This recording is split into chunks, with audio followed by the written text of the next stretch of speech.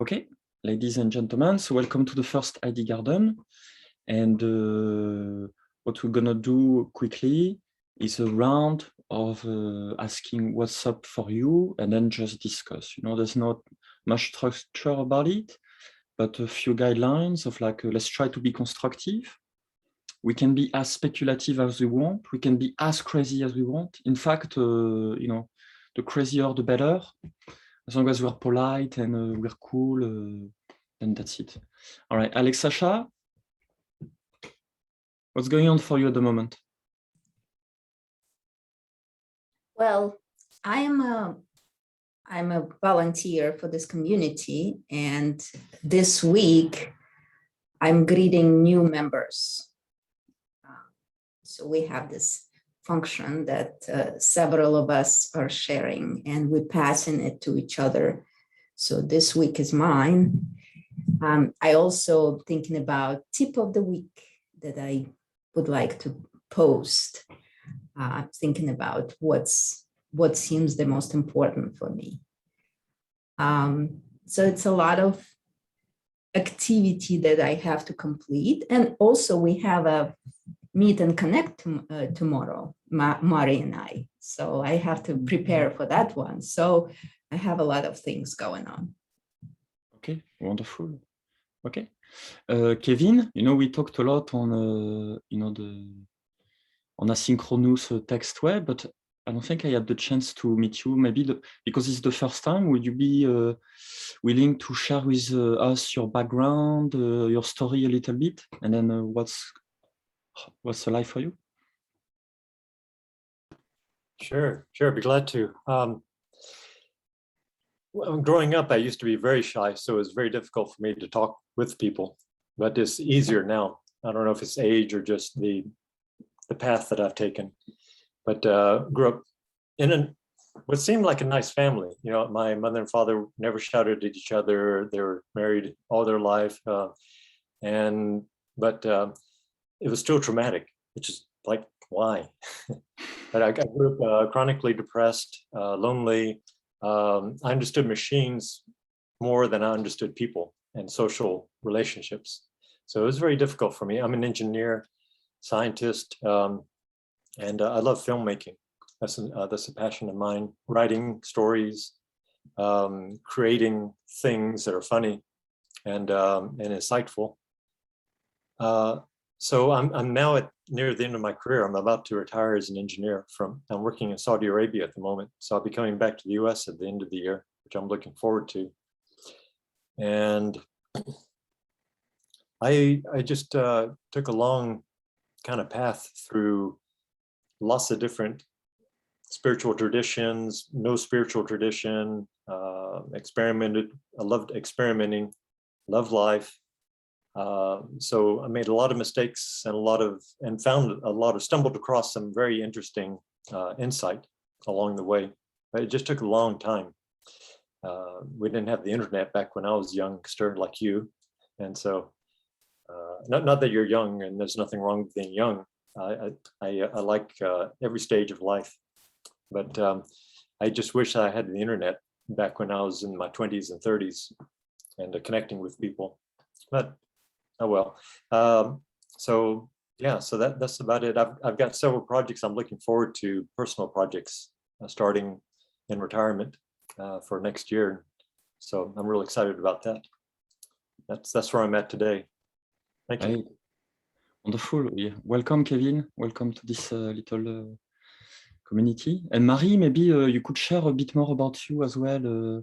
Maybe for those who don't know you, I think it's good practice, you know, maybe even if I know you and Alex Sacha, maybe it's good. Well, I would say I had mostly in my life good friendships that are relatively shallow, like loyal, but relatively shallow. And a lot of my work has been done solo. And so it's only been within the last couple of years that I have come into relationships that are where I am allowing myself to be vulnerable and share openly about things that actually matter to me or that are more along the lines of like core inner stuff. And so this community has actually been really transformational for me to even be able to say, yes, it's okay to record on YouTube.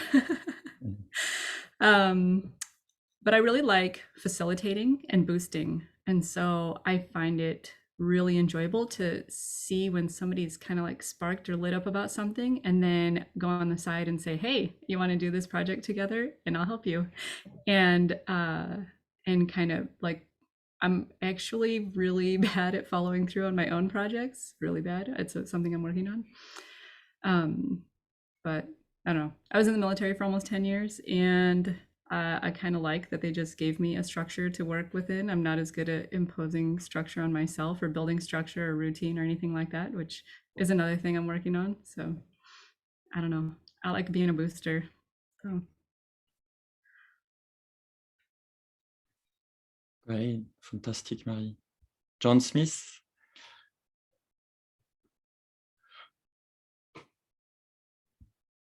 Yeah, hi. I'm enjoying some rare green in Las Vegas. I had to come to a park today. I was the brown, it gets depressing. You see too much of the desert. So I think best described as sort of really plan B focused. My headspace right now is depending on what side of the bed I wake up on.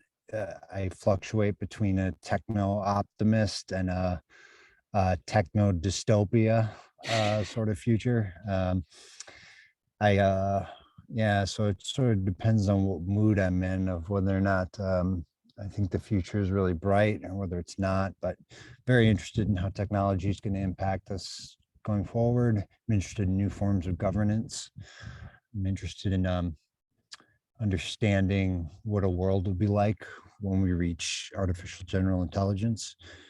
So I guess just generally speaking, I'm sort of a futurist is what I would describe myself as, or at least a pseudo-futurist in some way, some sort of elementary school education level of Schmattenberger, you know, some low-level disciple of some kind. So yeah, that's all I got. Thanks. I mean, we're all amateurs when it comes to the future, you know, because we don't know what it's going to be, you know. So the job of futurist is really which school teach you to be a futurist, really.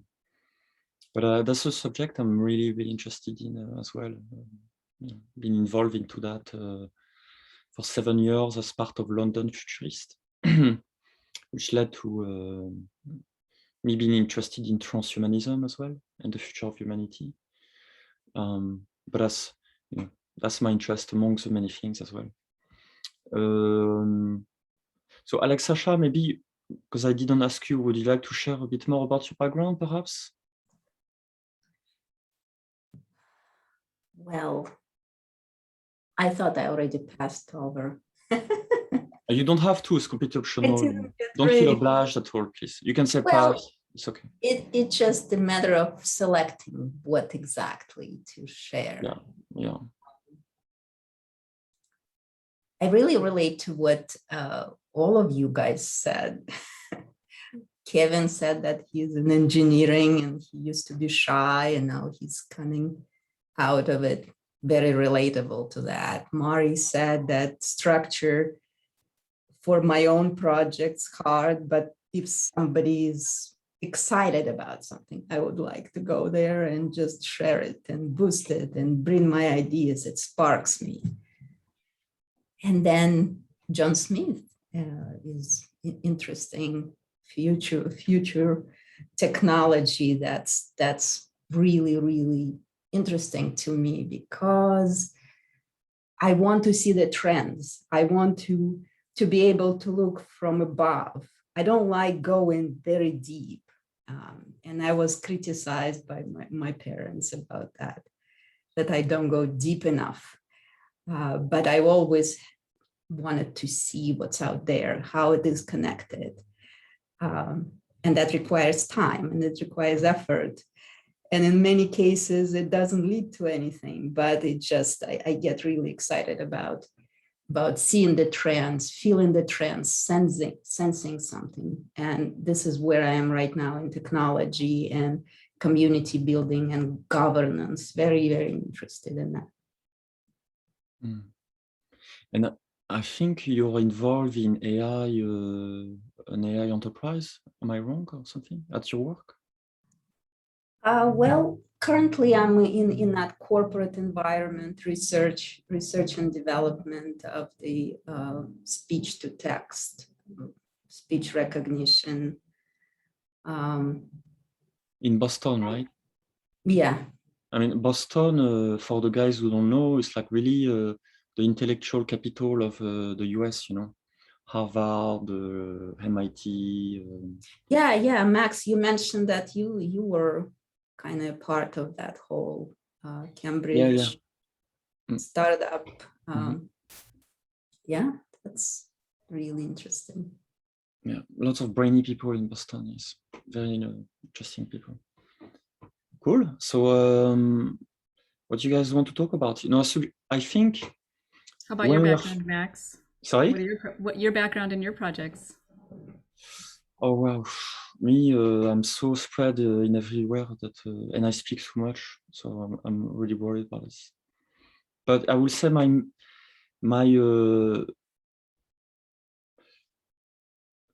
okay, I'll try to. I mean, I want to fix the world, just like John Smith. You know, that's my #1 priority. Like I had let's say a little enlightening experience 3 years ago with ayahuasca, and since then I've been like laser focused on helping other people,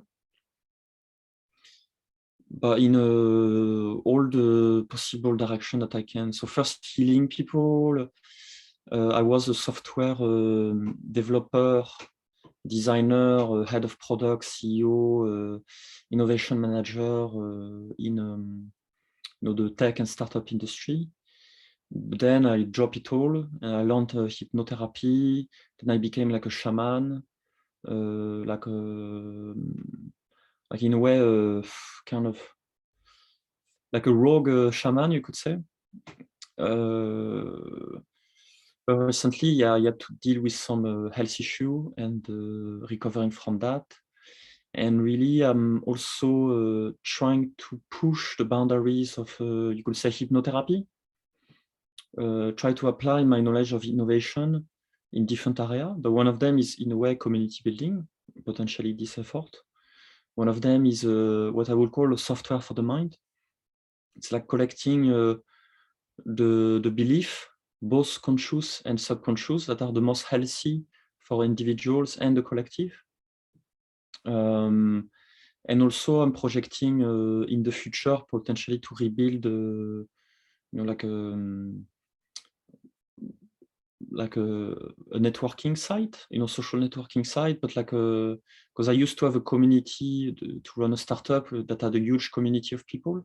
So I learned a lot from it, and maybe want to do it again, but do it really, in a way, in a game B style, as a very gamified type of social network, but where people can really meet someone else and have deep, meaningful connections and reward positive behavior, like almost have a karma currency in it, and people get attention for the right kind of things.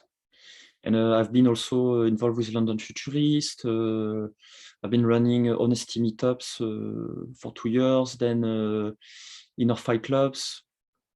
I've been involved with the Transhumanist UK party, but I left because, well, I was pretty much like a spy in a way, because so I have visions of the future in my head, which I don't know are not that true.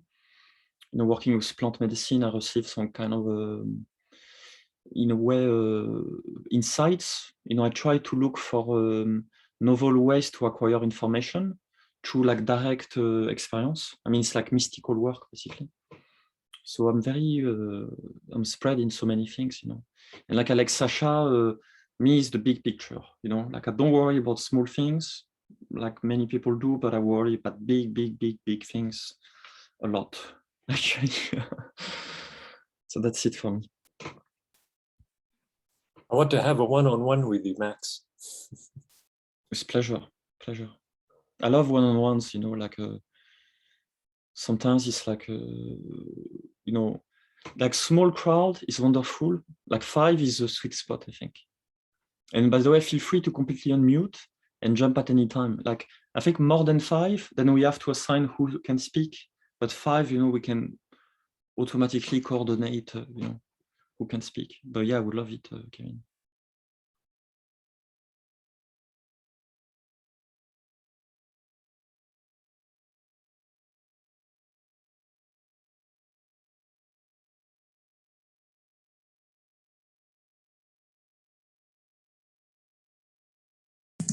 So which idea are we going to garden today?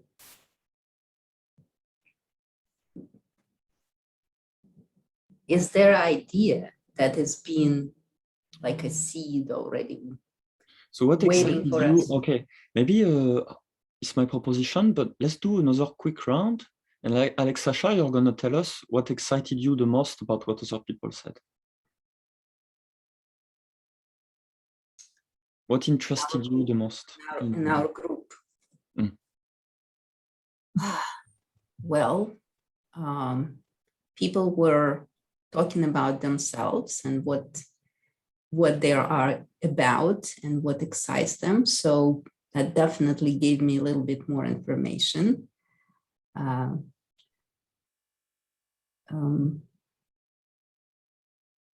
It's actually, I totally see how Kevin jumped in and said, hey, I want to have one-on-one, eye to eye. I would like to have one-on-one because my communication usually, like the depth of communication comes from one-to-one. It's much easier for me to tune into something that is between us and then start developing. It's kind of hard to figure out what you're trying to figure out, what's forming here, what started. I don't feel it yet. I don't. Yeah, go ahead, Mark. Well, John shared about using technology in general. So I'm not gonna, that's just the starting point. The rest is me. But like, I've been thinking about and watching all these like dating and mating and dating apps and all this crap. I'm not dating right now, but like I have kids, they're gonna be, you know, and maybe someday I will, I don't know. But it's really interesting to me that technology has changed intimacy so much, or has changed the possibility for it, or decreased the possibility. It has increased the possibility for so many other things that it's like intimacy seems to be lost or forgotten. And I know there are a lot of people that are like, I don't know, traditionalists or something that are trying to go back, you know, and I just think it's not realistic. It's a little bit naive. So how could technology be used to foster intimacy? How could it be woven into something? And so I was listening to Esther Perel, and then I was thinking, oh, wouldn't it be fun if like you could practice intimacy with somebody that you weren't trying to be in a relationship with, but for the purpose maybe of even being in a relationship. So basically one-to-ones that are serving a purpose. So maybe you fall in love and maybe go off and have a relationship, whatever, but that's not the point of it. The point is to practice intimacy. So like dyads, intimacy dyads or something like that. And, you know, so it's an opt-in sort of thing. It uses technology. I mean, maybe you want to pick it based on geographic location because maybe you want to hope that you can meet this person in person, or maybe it's, you know, more based on interests or shared values, or maybe you want to be intimate with somebody who has some different values. I mean, it just seems like there could be a lot of different ways that it could be set up so that, and it seems relatively simple given the technology we already have. And it seems like there are a lot of people that are frustrated by Tinder being the main way to connect with people, and it's not connecting. It's a booty call app, right? And so, like, you know, I'm not saying intimacy can't develop, and I'm not saying people don't meet people and really, have significant relationships or meaningful relationships. But, large groups don't really feel the same, just there's a difference. So, I loved everything you said. I agree completely with what you said. I think people are starving for intimacy, and in a way,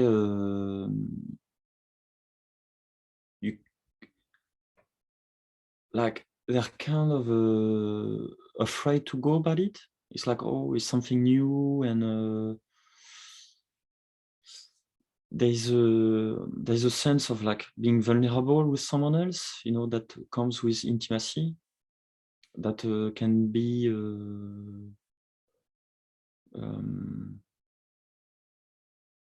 can make people feel insecure about it. So I agree that in fact, this medium, I think, is fantastic because at least we can see each other's face, and through the voice we get a lot more information than just text, and it's more revealing of who the person actually is. In a way, it's the most human form of telecommunication. So perhaps like another version of not Zoom, but something more that removes all the barriers that Zoom have potentially to get people to meet. In fact, is what I kind of had in mind for the future of, let's say, real social networking, because I think current social networking is not real social networking. It's more, you're a fish on a hook, and I'm gonna get you to be on the slot machine to sell ads. Yeah. I really, I really like the idea you have about almost using it as training, like a training tool. I guess I think even more broadly, I can distinctly remember when I sort of started seeing the first generation of kids raised online coming into the corporate space and how awkward they were at every form of human interaction. It's particularly true in the, I don't want to over cascade, but like in the tech sector with programmers and developers, I found a lot of very socially, there were a lot of challenges. Like it was clear that these people had very limited actual human contact. So I would say, yeah, like, 60% of human communication is nonverbal. So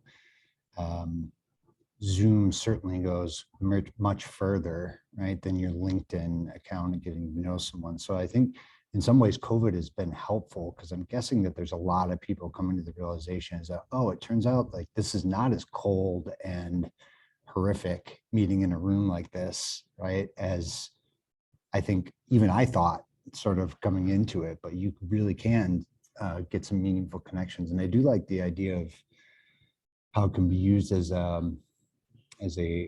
trial and error sort of exercise, but you could do it with everything, practicing for interviews, talking with friends. There's all kinds of sort of avenues you could explore here. One of my dystopian fears of the future regarding intimacy as a whole is as AI gets better and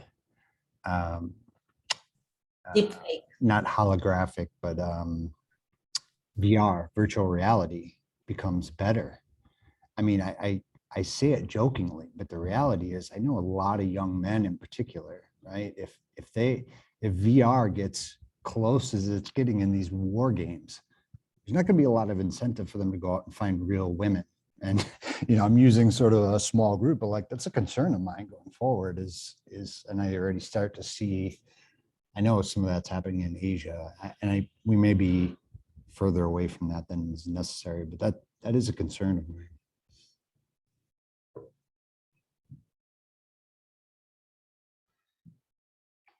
Yeah, I like that, broadening it out to things like interviews and just having discussions with friends, but still, I mean, the point isn't to develop a friendship, so there's really nothing at stake, right? It's only improvement, you know, or I mean, maybe you stumble, or maybe, you know, but the point is to get comfortable with intimacy. So it could be, or vulnerability. I mean, an interview is a quite vulnerable feeling, or it can be, you know, an interview for a job. So like, yeah, exploring that. Yeah, text is so much can be, so much more can be misread, and the speed of it is different, and it's so it's just not colorful.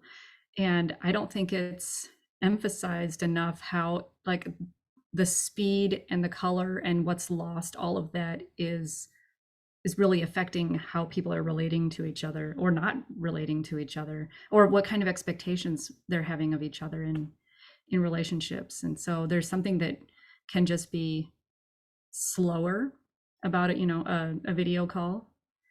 And it's, I don't know, for me, it's much more relaxing. I mean, I call text, a text message, which I love text messaging, a conversation at your own pace. And so, you know, if it's urgent, I'll be like, urgent. And then whoever, you know, I mean, that just still doesn't mean they're going to get the message. It just means it's urgent from my perspective. But there's something that it just time-wise, it doesn't, it's not necessarily synced. So. Yeah. I used to love writing for that reason. Oh, sorry, Alexasha. Just quickly, I loved writing when I was younger because it was easier for me to write than to speak. So I would have liked to text back when I was younger, but I agree. I've got something to add, but I'll pass it on to Alexasha now. Well, I was thinking about one aspect of that intimate setting with someone that could ignite the thinking out loud. This aspect I really, really appreciate when it happens. And I feel like I need more of it. It's just I don't have enough people who I can burden with my thoughts. But when there is a container where you kind of, this is the container where somebody is going to be ranting and thinking out loud, and you want somebody to tell you this is inconsistency in what you're saying, and this is crazy, or why are you thinking about it? And so you need some feedback, because I'm so get trapped in my dialogue, internal dialogue. And then of course it's you can go and see a psychotherapist. But it's not the same, of course. You want to have people who know you, who can relate to some other times that you met with them. And family is, of course, listening all the time, and they're getting tired of it to some degree. So you want to diversify, and you want to have different people where you can bounce ideas. And again, I don't see that happening for me yet in a broader room with more people, because I feel like I need a little bit more attention sometimes to whatever is happening. So thinking out loud, something like that. This leads into exactly what I was wanting to go to next. I don't know if y'all have heard about reevaluation counseling, but it was kind of a big deal in the 90s, and I got involved in that for a little bit.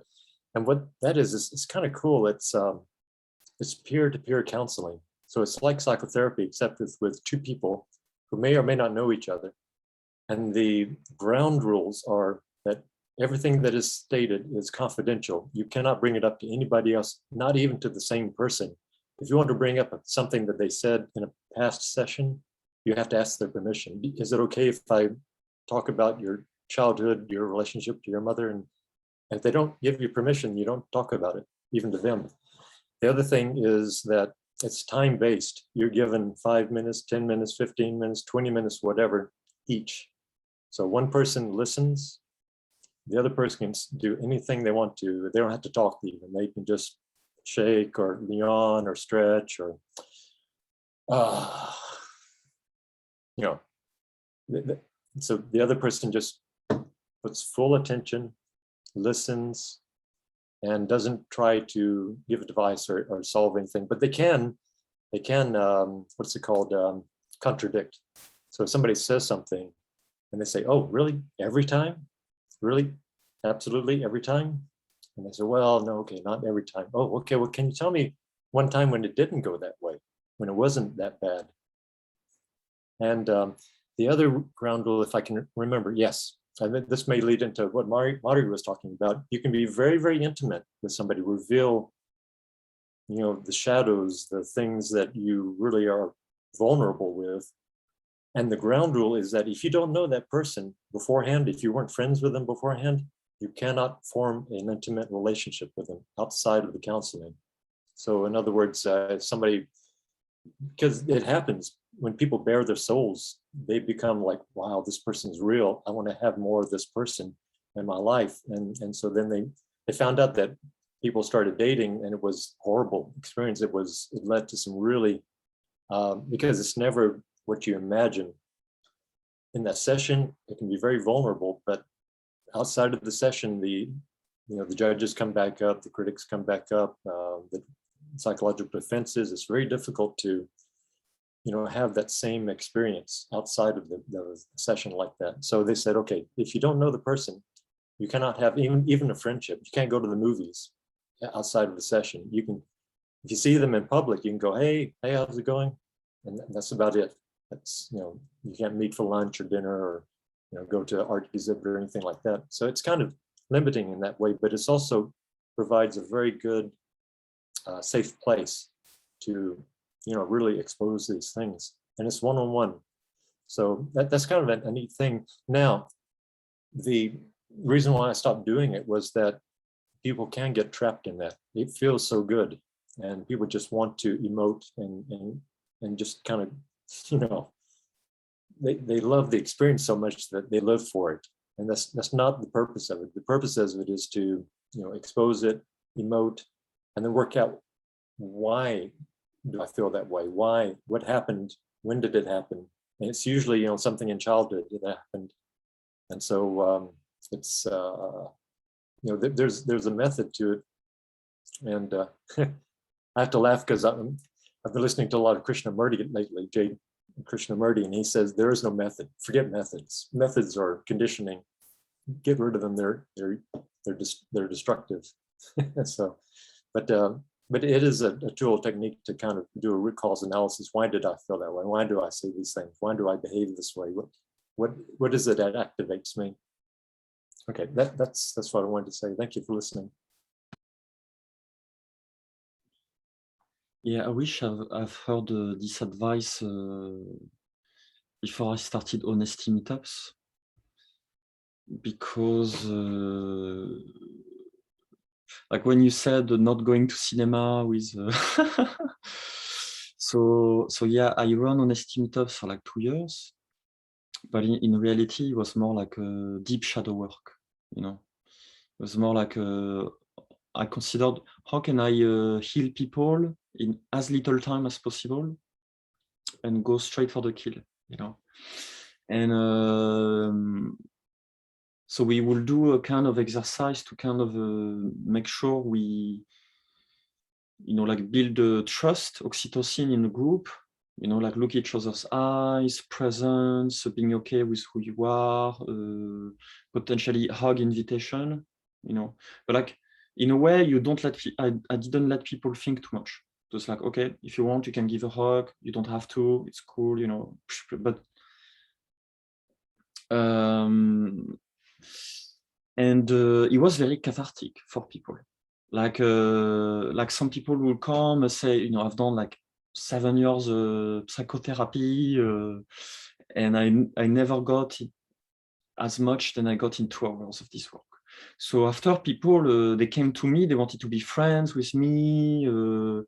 Some women, they wanted to date me, and I was like, okay, we can have a chat, but I don't want to be your boyfriend. Like she was, but the problem is like she was incredibly hot and rich, but she was not that smart and not my type. And but one day she invited me to cinema. And I'm gonna share an anecdote, but maybe it's me being vulnerable as well, letting it out. And I broke up with a girlfriend at the time. She invited me to cinema, and she took my hand, she put it on her boobs, and she had like really good one. I was like, ooh la la, okay. Then I'm like fully excited, I'm still a human being, and she smells so good, and okay. Then she goes to her car, and I'm like, okay, let's go do it. And she's like, no, I can't. I have this thing tomorrow. It's like, what? I mean, what was this? Like I'm super horny, and I speak my mind.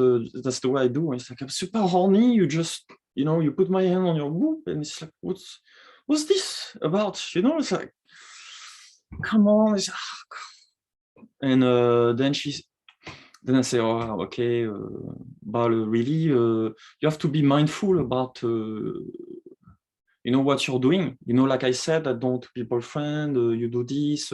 And I told you, it's my fault. I told her I was sexually attracted to her, but I didn't want to be her boyfriend because, I was in a period of my life, I tried to be as honest as possible.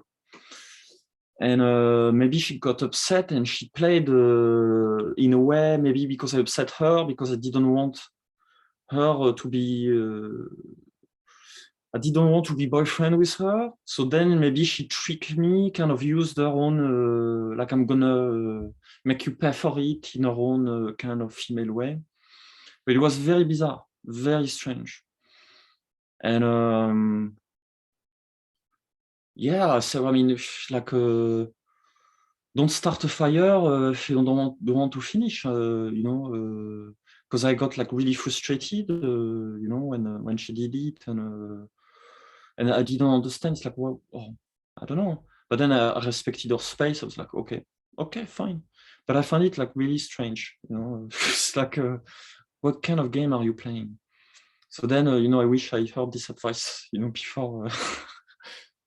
It's like strict no, but then it's difficult because they get attached to you, you get attached to them as well. And even as a hypnotherapist, it's the same. It's like in a way, more women wants to do this work of hypnotherapy, maybe 80%. And some of them, they're like, okay, you're ideal for me, and in a way you give them a place to relax, to be safe, to feel comfortable, pleasure, to feel better. And sometimes they never have this intimacy with anyone, with any other male that they know. Actually, it's not for me to brag, but I've heard this so many times, of like women like that I just meet, even like I have back pain, I went to shiatsu massage. She said, even my husband, I don't tell him things I tell you, so it's like, men don't know how to listen. And I don't know. There's a reason that trauma bond is a powerful and often used word, right? Is it creates that dynamic. It's one of the reasons that addiction groups, NA, Alcoholics Anonymous, are so adamant about not allowing dating within the support groups, because of course you're going to form an emotional bond with people that you're exposed to. It's almost involuntary in some ways. I'm sorry, I interrupted you, Max. No, but it's a good point, yeah. Even religious leaders look at a lot of the what's it called? Yeah. That's a good point, right? It's a good point. Alex, Sasha, one of the things that I found interesting about what you said in my experience in Emerging Commons so far, and something that I thought about bringing as an idea to the group, but for like my first 2 weeks in, probably every other day, I would go into the group chat and be like, hey, I'm available if anyone just wants to shoot the shit, right? For like a 4-hour period, right? Not once did anyone ever take me up on it. Not one time did anyone You did, Mark? Did I miss it? I know this week we were talking about getting together to do the project, but I mean, I had just logged in to be like, yo, if anyone wants to do whatever, talk about whatever, or just need a sounding board, no one took me up on it. And I wonder, and I guess didn't maybe I join? what's Didn't that? I reach you, John? No, not in those. I think we're conflating the maybe two different scenarios. These were just, so it was early on and I was literally just sort of opening the door, but like, I wonder what other people were thinking on the other side. Is it like that they don't know you? Maybe it'd be different if I had posted at this time. But what I was thinking about is for Emerging Commons is like, it'd be cool. And I don't know if it's possible with the software that I'm losing the Mighty Networks software to just be like online, available to talk from this time to this time, any topic, or these are some of the things I'm thinking of, like 2 or 3 check boxes. So you could just literally link with it. You know, I have 20 minutes on my lunch break. Like I need to vent. I need to, like, whatever. It would just be cool to know other people, because we all have times in we share this sort of obsession with these ideas and whatnot, but like we have people all over the world. So, I mean, with the number of members we have, in theory, you should almost always be able to log on and find someone else being like, yeah, I got an hour. Let's talk about AGI or the boob touching incident in France. I don't know, like whatever. Yeah, the technology is, oh, go ahead, Mari. Oh, I used to do that too. I would post, "Hey, I'm just going to be in the coffee shop." And actually twice I sat in the coffee shop and you weren't at that link. So I don't know if you were in the coffee shop link or once. One time I just see what I do is I'm like, I have other work to do. So I sit on the computer and I just leave it open. But I totally agree. Okay, so that's the disconnect then. I wasn't in the coffee shop. I was just saying like, I am me, and then I'll go in there because I didn't want to go in and take the link, right? Without. Oh, no, but I did respond. I said, yeah, I'll be in there. Like I can join it Then because I you missed- gave like a 4-hour my window. apologies. And no, it's okay. Cause I was in there for like the last hour and a half of your window for one of them. But no, I completely agree. It seems like there should always be somebody online. And even if there aren't overlapping interests, like, I mean, I'm interested in what other people are interested in just because, you know, like maybe to a fault, but like jack of all trades, master of none. But I do find it really, really valuable. And it seems like, you know, there are times when the coffee shop is being used. And so we're actually playing around with maybe doing like having a gather town, and then it's just open. Have you used it? Gather town? So it's like you're like a little pixelated, you know, like little 80s character. You have like your little avatar. And when your avatar gets near somebody else's, boom, it like lights up a video chat. And so you can move close to someone. You can do audio and or video. You can also play games. I mean, you could do like Sudoku, or you can play poker, or, you know, you can set it up to have different games. And so we're playing around with having different ways to make one-to-ones easier. But GatherTown, it'd be like if we just know it's open, like it's ongoing 24 hours a day. You can only have, like, for the free version, let's say, like, I don't know, 25 people are in there at a time, but considering there should be people from all over the world, and yet it's hard to get even one other person in there. If it became just kind of more like a norm, you know, like, hey, here's Emergent Commons and here's our GatherTown, you know, for like an unstructured topic sort of thing. Seems like there's a way to make it more. What I find interesting though is I guess what interests me is even on like when you go on a Discord server with as many members as like Vervaeke's. I don't know if you guys have been on there, but if you're on Vervaeke's Discord server, right? I mean, you're talking about thousands of members. This is a huge body, right? And they have these rooms that are chat rooms specifically. You can just click in, right? The most I've found is like 2 or 3 people in there. They're almost always the same 2 or 3 people. So even in a community that big, people just aren't.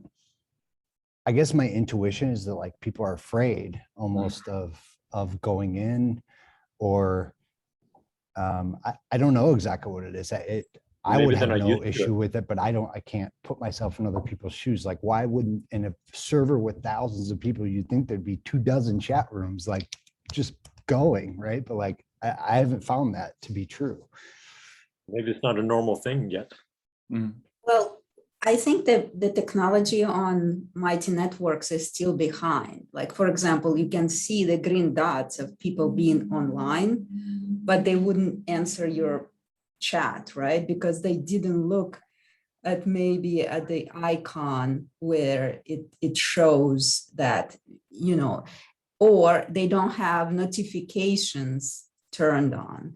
So we have this issue of the learning curve for folks who are joining. Even now, they join and you try to talk to them in the chat, unless they look at the chat, they wouldn't be able, you can't reach them really, unless you start emailing them directly. So there is a disconnect when people join and they try to find their way around. And we have a lot of onboarding documents, but you need to be pointed there. And of course, it's better to do in person, because that will speed up the process of adapting to whatever we have here and understanding where to kind of focus. I just want to be clear what I'm saying. I think you guys do it. I told you before, you do an amazing job onboarding for a network, for a community-driven effort. I think you do incredible. It made me much more comfortable, the diligence that you guys put in to making sure people understand it. And there's always some sort of like tech-looking solution, but ultimately, like, I'm not sure it's that people aren't interested in doing it. There's some sort of like barrier. I would assume that people are, and to the extent like we could address it process wise, I guess my only thought would be like, maybe as part of the onboarding process, I know this would be time consuming, but as greeters, to have like have one greeter do a 1v1 for 1 hour and let the person choose the top. So maybe they get into it and they're like, oh, this is how this works, right? Or I don't know. I don't know exactly how you do it, but I think people would benefit from it. Currently, it's the chat, right? That when they join, right, there is a chat, but unless they get to the chat. So I'm ready to say, hey, I can meet with you. I can tell you what's going on in person. So I was ready to do that, but the chat didn't progress. Again, there is a barrier, right? This whole, I guess, when something pops up at you, even if in the community that you want to join, you think about sales pitch right away, right? So you kind of like, I don't know, maybe it's a bot, maybe it's not the real person. What does she want from me? You know, like why? You know, And it's understandable. why do they want to talk to me? They want to, Yeah, people have all kinds of insecurities and fear that stop them from doing what actually they want. It's like, in a way, you need to take them from where they are to where they actually want to be, and baby steps, like a wild animal that you tame. Actually, it's like, come, kitty, don't be shy, don't worry, it's going to be fine. But people are really scared of talking to each other. So, they're terrorized of it. You have. And I think what's happening is that we're just early adopters because we see the value. And I think it's often the trend. It's like early adopters first. Then it's like the one after the early adopters. First is outsiders, then early adopters. Then it's like there's a drop, and then it's like the big wave. And that's what I see, because in innovation, it's always this pattern. So we are the early adopters, but I believe this is already the media of the future, like a live-to-live communication like this. Also, to keep in mind that before, this used to cost money. Like even it was difficult to put in place because you didn't have the bandwidth. So in a way, it's a completely new media. And now you have WebRTC protocol, so you could do it for free.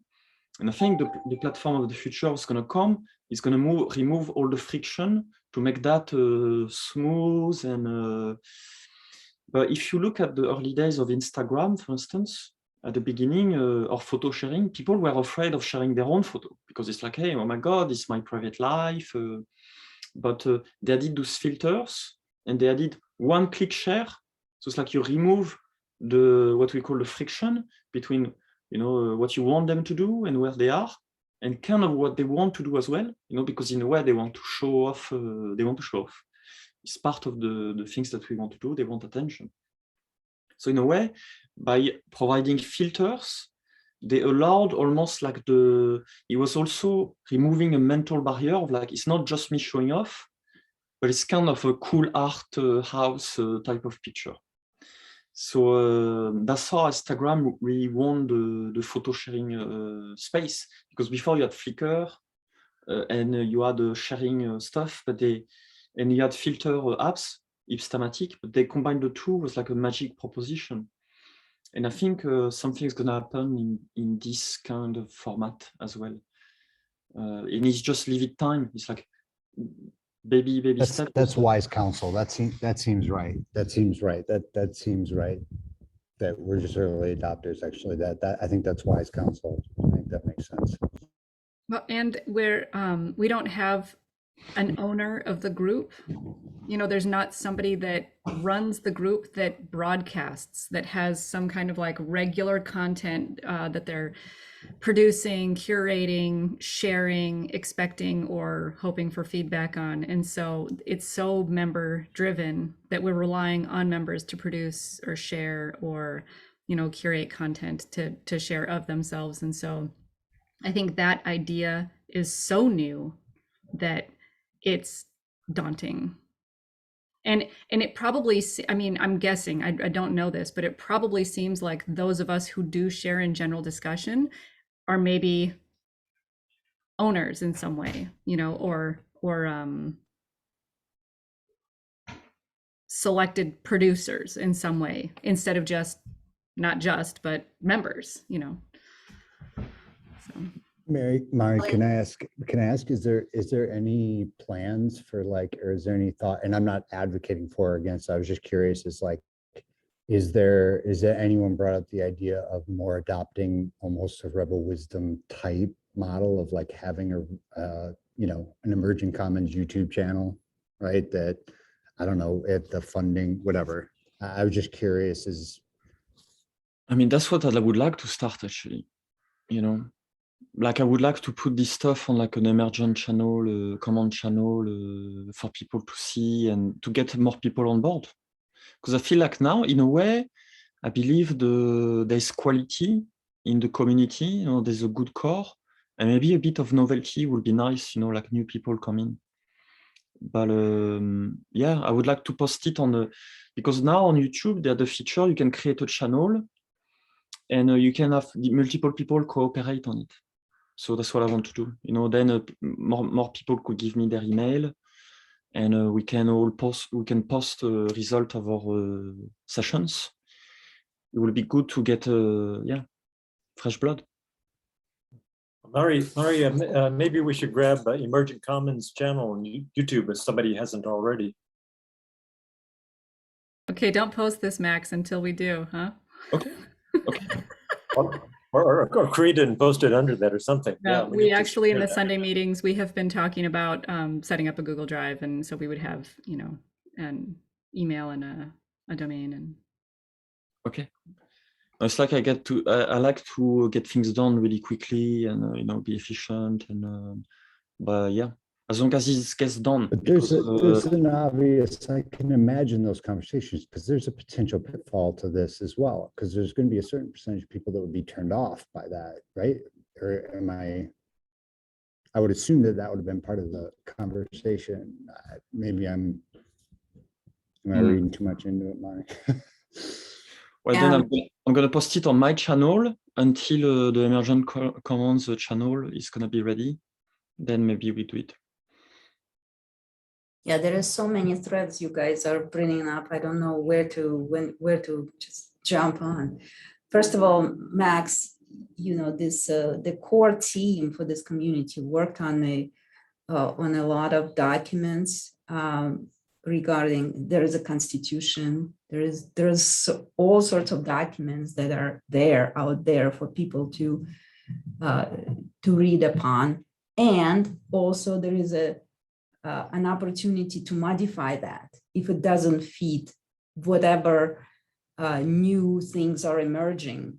It needs to be updated. The new ideas need to be digested, discussed, and brought forward. So I would just advise a little bit more care before rushing to bring more people in. I feel like we have 300 people, but maybe 50, looking at the analytics, maybe just 50 are participating, reading, posting, reacting, and maybe even smaller group that posts, right? And we also have not very good picture about what's going on in crews, because people have an opportunity to go deeper into a group of people on a crew, and then we don't know what's happening there. So I feel like I would like to come up with some ideas how to bring that information to us, how to start being self-aware of our collective. Like, what are we? How are we evolving? What are we doing? Why are we here? This type of things. But it's kind of hard right now to do unless you just talk to 5 people, 6 people in a room, or you go to the meeting, coordination meeting. Again, it's a very small number of people. And then that sharing of information is not out there unless somebody posts the summaries and maybe somebody comments. Again, very small groups of people right now operating.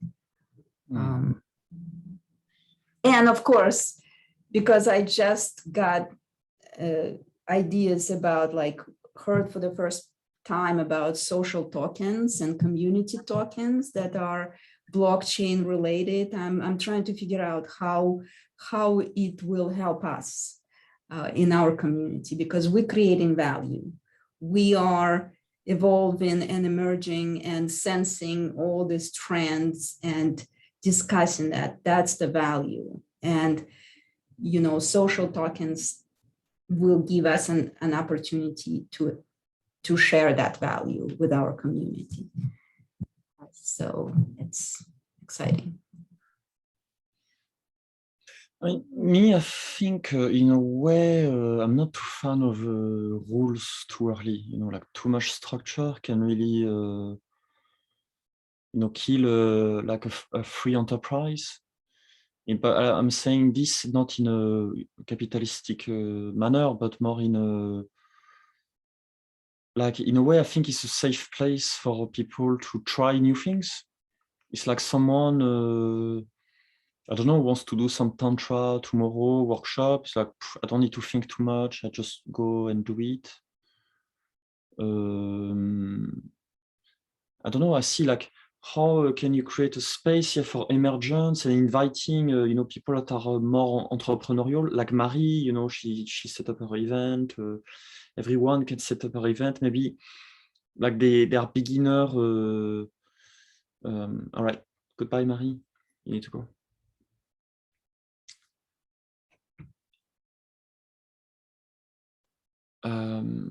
Yeah, so or someone who's like not professional into like setting up a space, but wants to do something and can just do it straight away. To feel welcome to do so. And in a way, if there's too much reading, it's like, oh my God. You see what I mean? Like too much, I don't know. I think it's always a tension between too much structure and too much chaos. So this is somewhere in between that things are happening that are more stable and bring in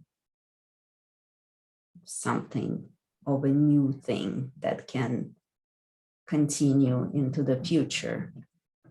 Mm. I think it should have both. I think the structure should be there. There is a structure and there is a process. There is a matter and there is a mind, right? Like Mm. that's Yeah, I mean, I think his life is the balance between chaos and order, pretty much. And what's the right amount of order? What's the right amount of chaos? Or may say not the amount, but the kind of quality in those, because in a way, we're trying to find new rules, new guidelines potentially, But from my experience of startups, it's like, in fact, the startup is in a way a bit chaotic, but because it's trying to find new rules. There's a new context, a new market, a new technologies arrive and stuff. So the game changes constantly. So you have to readapt yourself. And this is this process of adaptation that's, in a way, for some people it's chaotic, but for people who are used to it, there are some rules actually. It's just those rules are kind of like waves, There's this different rules. It's not rigid rules. It's more like, okay. You see what I mean? It's flexible. It's like a baby. Baby is flexible. It's not rigid. The older you get, the more rigid you become. So that's the way I see it. It's like, if you're too rigid at the beginning of an adventure, things do not flourish in a good way. yeah, it's all about feedback loops, right? In the startup, the feedback loops and the connection that you already form and the context that you created. And then out of that, you're able to create some structures, and then provided that, again, it's a smaller group of people that can give you feedback, or you can solicit feedback in different ways. Mm. Allows you to change and to adapt. In a way, you need like the mother, the father, the structure, but also it's because the baby needs to grow up, So, but like let the baby grow up and learn. Basically, that's in a way, I think, is the most important. It's like, make a new baby, create the context for a new baby to arise, but it's the baby who's gonna be more adapted to the new context, because that's why people die and people get born, is to constantly adapt, to evolve, to adapt to the new circumstances. And in a way, I see my place like definitely as the baby. I'm the baby trying to learn. I'm like, okay, could be this, could be that. Sometimes breaking the rules. Sometimes what are the rules? I don't know. And it's too late for me to join the council as well. So I have my excuse. And yeah, but it's like, we need those two dynamics indeed. So I tend to, well, Max knows I've been thinking about this a lot, and I sort of feel like if I would go to an emergent, and I know this, we're just using this YouTube sort of as a placeholder, but like, what are we really showing? And I sort of look at emergent commons as a sort of, there's three legs. There's sort of there's the leg on how we teach people and how we demonstrate like active listening, empathetic listening, circling, glass bead, like all those sorts of activities, meditation, what I would refer to as like personal or professional development. Now I realize that that's not a great term for it, but that's where I'm putting it, at least in my brain. And then I feel like there's two missing buckets to me, which is projects, like what are we actually working on or towards, right? And maybe that's just absent. Maybe that's something Emergent Commons is just fine with saying we're not, and that's cool. I'm good with that. But like, I guess that's what I'd be looking for. And the third one, and this is the one I'm probably all of you have heard me say this, and I know I'm probably frustrating people, is like, what are our values? And I have a very hard time. We are still very much, and I guess since this is being recorded, I'll say it again for whatever YouTube's benefit. We don't have a doctrine that describes this community, not just Emerging Commons, but how we fit into this space of Plan B and Rebel Wisdom and all these different groups discussing very similar things. I have a hard time telling people, well, these are the, what is our doctrine? What are the values that we believe in? Where do we disagree? Whatever.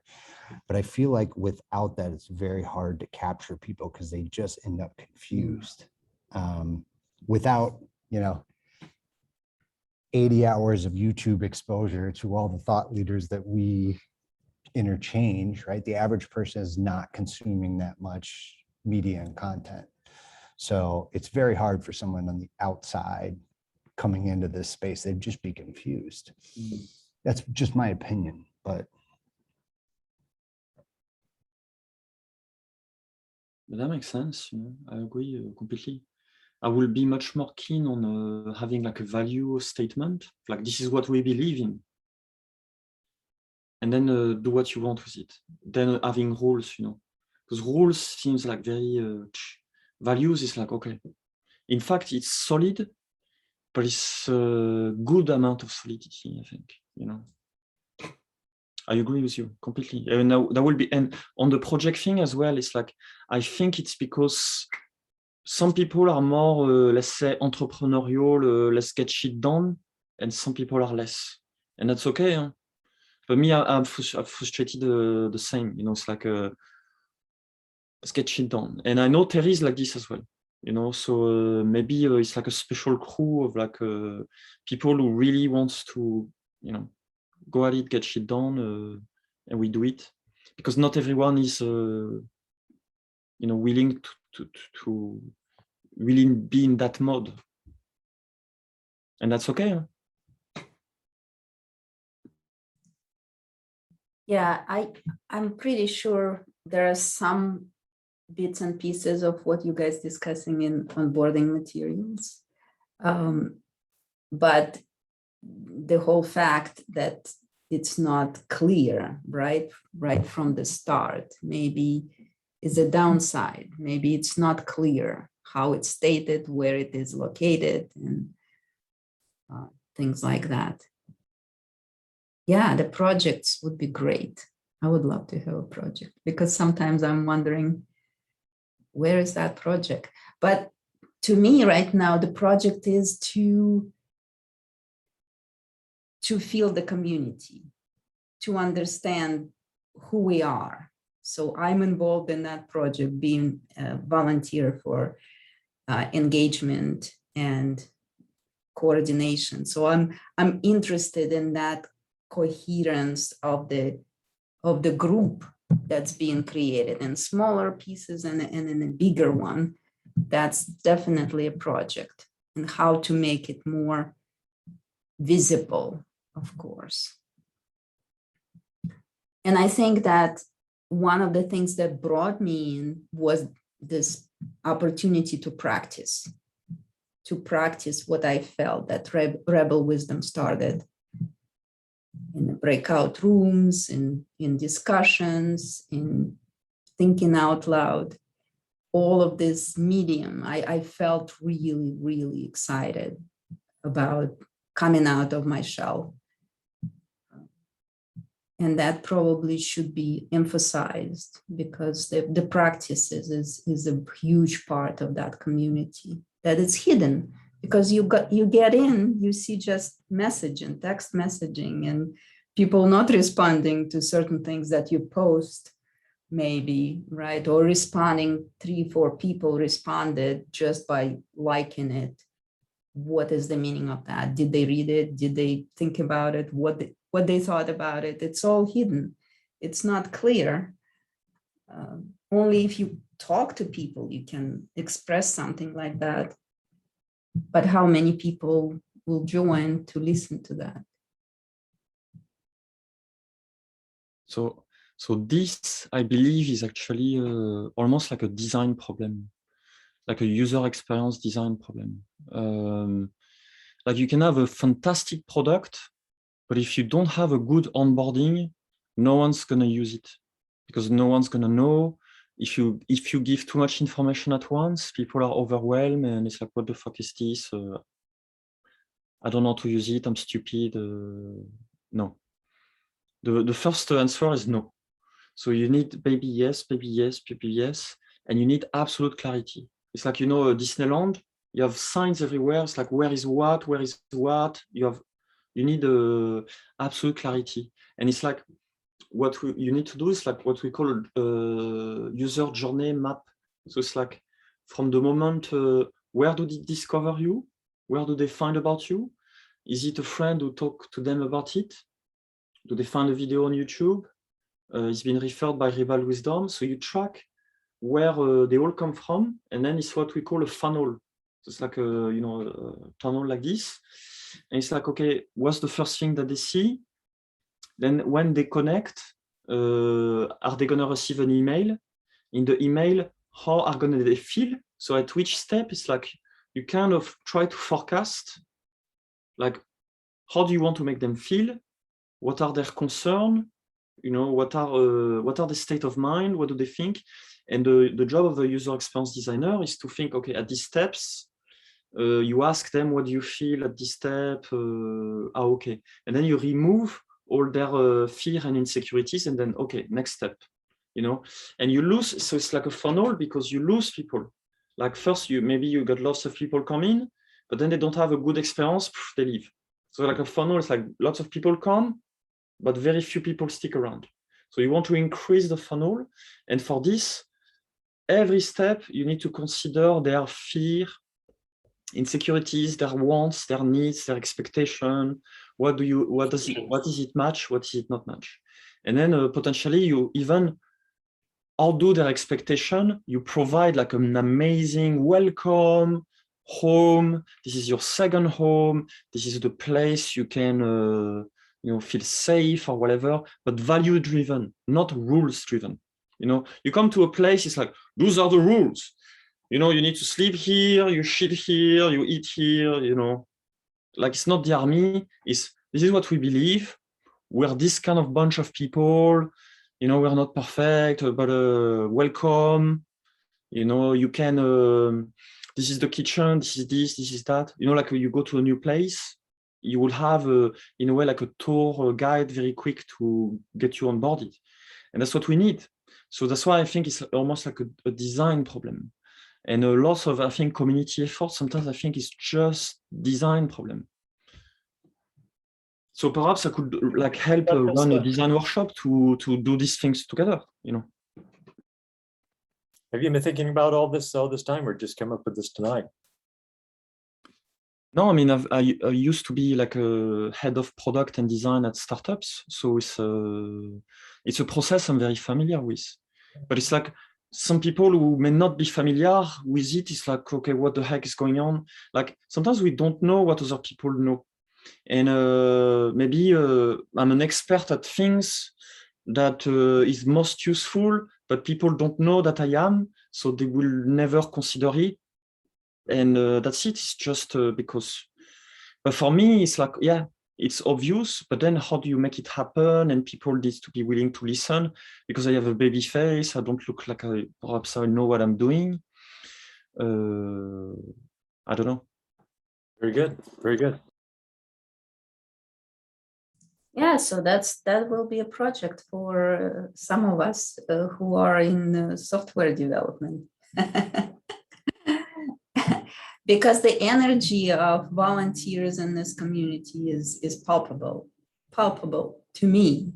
I don't know how it's to you guys. The people are spending hours and hours thinking about it and trying to reach out and connect.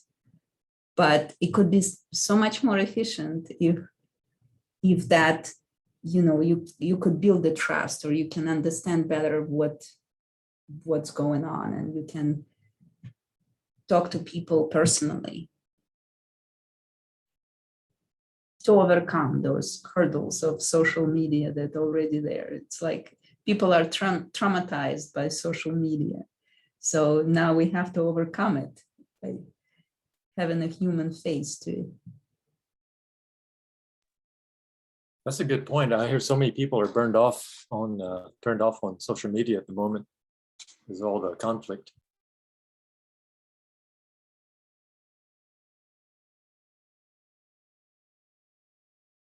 Yeah, I also turned off by the broadcasting nature of it. Like even my friends who are and acquaintances on Facebook, and I'm out of Facebook pretty much, but it's just posting something about themselves and that's it. And then somebody can comment. It's so limiting. It's so not dialogical. It's just painful to me to engage in that type of activity, really.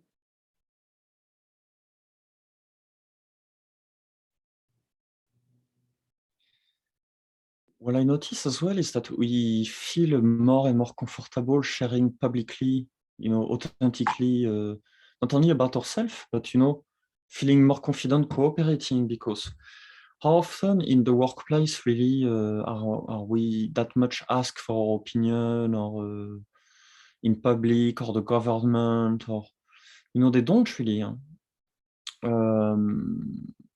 Even in a, like real life situation with your friends and stuff, we don't really talk like that. We are not really that focused on building something like we are now. So yeah, I think it's getting there. I see the seeds of a culture of being prosumer, not just consumer, but like being proactive, and for people to feel okay to try new things and go about it. I think part of the problem of nowadays is that people are left to feel disempowered, as if they cannot change anything in the world. But really, in fact, if you see the history, it's just full of crazy people who believe they can change the world and then actually do it, as the Steve Jobs commercial says it. But really, it's true. Huh? It's like and I realized this in a way before I didn't realize it. I used to be like a goth and a punk. It's like, fuck the system, you can't do anything. And then I had this application that like went massive, and I raised VC money, so I was part of the system, you could say. But it helped a lot in art therapy, and I was on my own doing it. And I was like, fuck, the amount of power that I can have change the life of millions of people just on my own. It's amazing. And until people realize that they can do it, it's like, can never change anything, forget it. But me, it's like, it's not just, I believe, it's like, I know it's possible. So for me, it's like, I've done it once. Okay, it has worked. It has worked, and I've learned so much. This time, this was the draft. I'm gonna do like the real, the masterpiece. The real masterpiece is coming now. It's coming soon, and I believe it 100%. Like, in a way, I worry that it can sound almost like megalomaniac, but I worry about that. But actually, pragmatically, it's true. Like Instagram was created by 10 people. 10 people. Psychopain, the app that I developed, I was on my own for 2 years, and it had 1 million registered users, and registering was optional. And after I didn't focus on community, I did a mistake. I focused on tools because in a way I was freaked out by the amount of responsibility I had, But it's like people, I wish people will open their mind that if they believe just it's possible and be stubborn, because at the beginning, no one believed I could make it work. It's always the same. It's like you're in a sea of skeptics. Everyone is a skeptic, and there's a few people who are crazy, who just think, you think that, but I beg to differ with you. And I don't think it's megalomania. I think it's just maybe in a way crazy, but the kind of crazy people the world need, It's like, okay, it's just your opinion, but I'm gonna go there anyway. Even if you disagree, it's just your opinion. You know, people, what they believe, the government, the politics, anyone, no one has monopoly on truth. No one knows the future. So you can do whatever you want, actually. If only people got that in their head, you can do so much, actually, with the tools of today. If you're dedicated, smart, passionate, humble about learning, yeah. Bravo.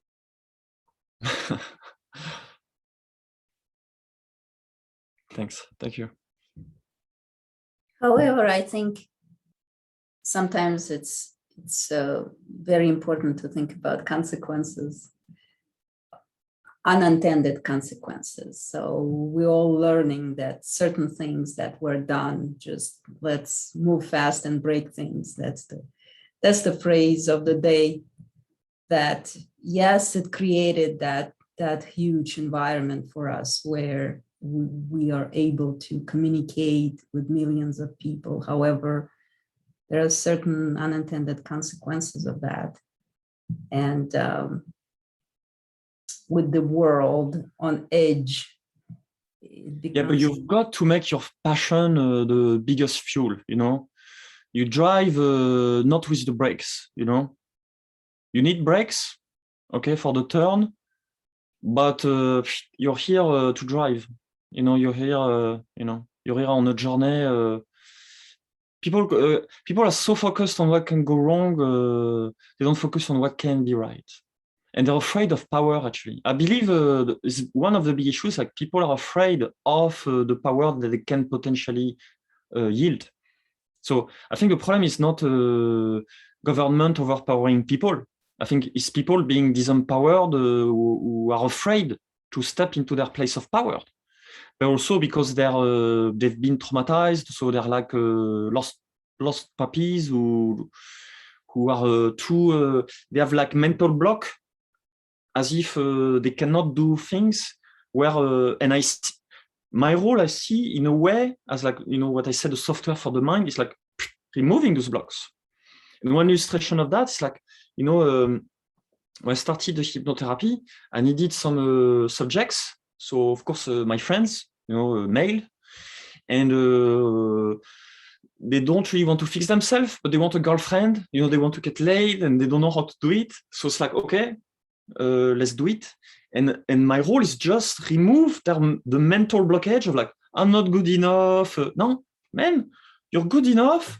Women are naturally attracted to guys. That's it. Huh? Women are naturally attracted to guys. You don't need to do anything. Stay yourself, stay natural.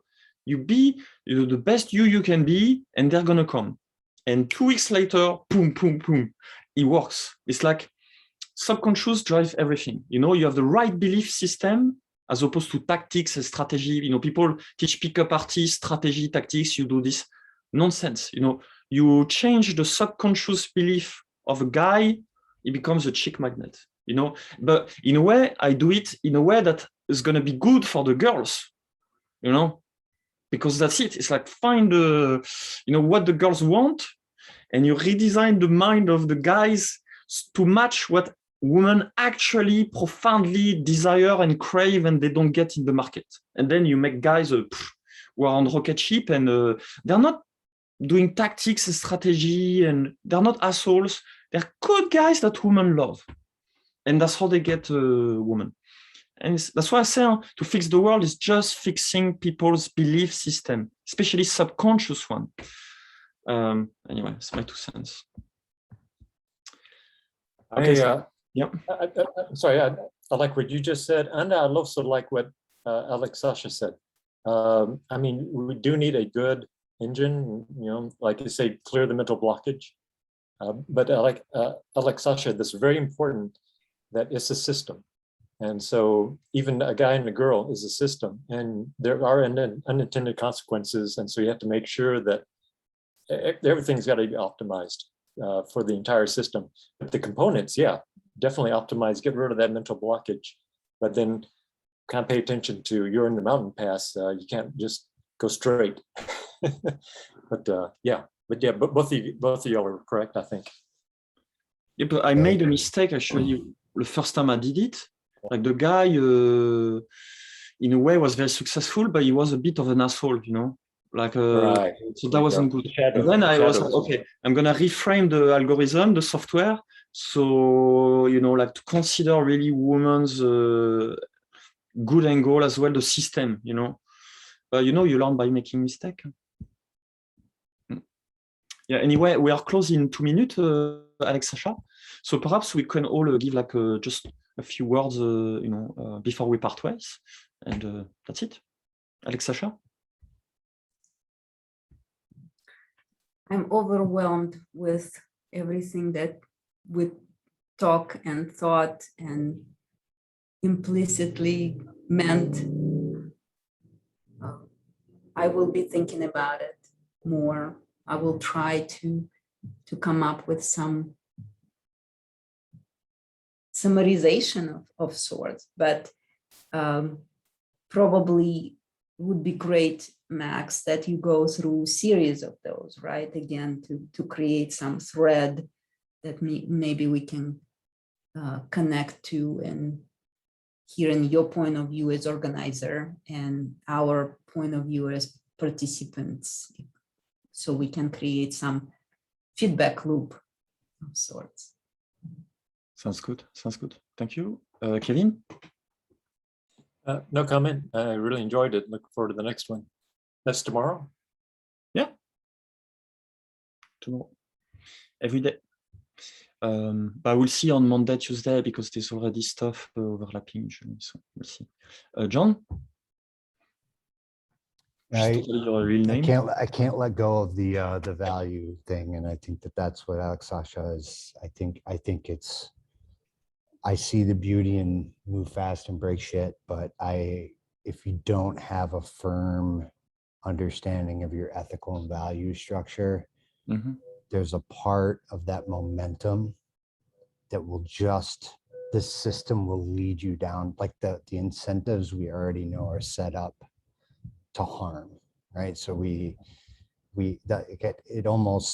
would argue that one of those underpinning values would have to be to externalize no harm, right? To, you know, something to the effect, somebody more eloquent and smarter than me to think about it. But like all of those things need to be decided before you start saying, I'm going to break down, you know, I'm going to burn down X, Y, and Z. In my opinion, I think that is the failure of the startup community, is that